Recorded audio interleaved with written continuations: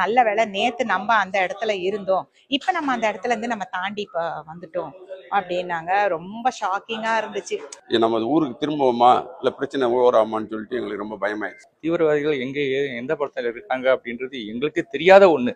ஜம்மு காஷ்மீரின் பஹல்காம் பகுதியில் ஏப்ரல் 22ஆம் தேதி சுற்றுலா பயணிகள் மீது நடந்த தீவிரவாத தாக்குதலில் 26 பேர் கொல்லப்பட்டுள்ளனர். இந்நிலையில் தாக்குதலுக்கு ஒரு நாள் முன்பு பஹல்காம் பகுதிக்கு தமிழ்நாட்டைச் சேர்ந்த 40 பேர் கொண்ட ஒரு குழுவினர் சுற்றுலா சென்றிருந்தனர்.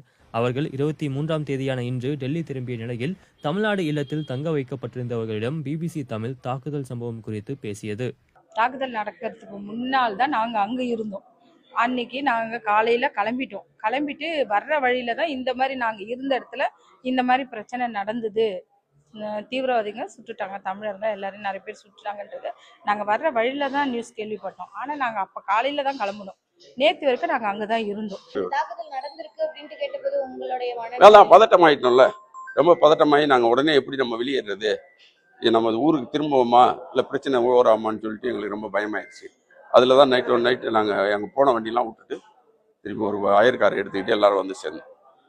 இங்க ஷூட்டிங் பண்ணிட்டாங்க. நல்ல வேளை நேத்து நம்ம அந்த இடத்துல இருந்தோம், இப்ப நம்ம அந்த இடத்துல இருந்து நம்ம தாண்டி இப்ப வந்துட்டோம் அப்படின்னாங்க. ரொம்ப ஷாக்கிங்கா இருந்துச்சு.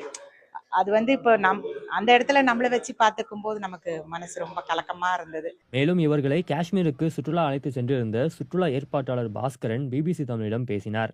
இப்போ தீவிரவாத தாக்குதல் நடந்திருக்கு, துப்பாக்கி சூடு எல்லாம் நடந்திருக்கு அப்படின்றது உங்களுக்கு எப்படி தெரிய வந்துச்சு? இந்த 40 பேரை நீங்க எப்படி சமாளிச்சு கூட்டிட்டு வந்தீங்க இங்க? அதுதான் மேடம், இட்ஸ் காட்ஸ் கிரேஸ். நான் எங்கிட்ட எதுவுமே கிடையாது. நான் இப்போ மட்டும் வர்றதில்ல, எவ்ரி இயர் வந்துட்டு போகிறேன். நான் இந்த 20 இயர்ஸ்ல 4 டைம் வந்து போனாலும் என்னுடைய சேஃபர் சைடில் தான் நான் போயிட்டு வந்தேன். இந்த வாட்டி தான் இந்த மாதிரி ரொம்ப பெரிய இன்சிடென்ட் நடந்தது தான் நான் இது சொல்ல முடியும். தீவிரவாதிகள் எங்கே எந்த படத்தில் இருக்காங்க அப்படின்றது எங்களுக்கு தெரியாத ஒன்று.